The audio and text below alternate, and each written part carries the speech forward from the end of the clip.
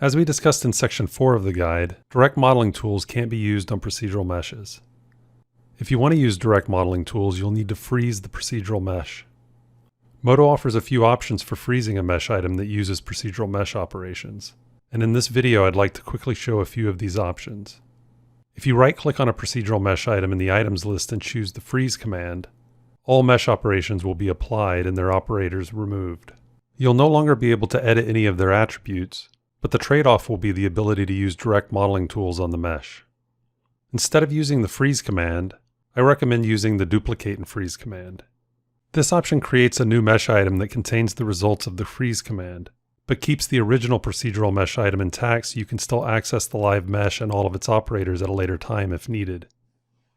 Another way of performing the same action is to simply select the geometry you'd like to work with, use the keyboard shortcut Ctrl-C to copy it to the clipboard, create a new mesh item, and then paste the geometry from the clipboard using the keyboard shortcut Ctrl-V.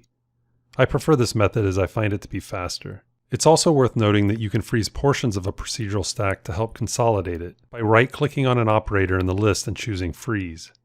All previous operations will be applied to the base mesh and their operators removed from the stack. This can be a quick way to simplify your list if it gets heavy with many operators. Experiment with each of these options so that you can decide which will work best with your workflow.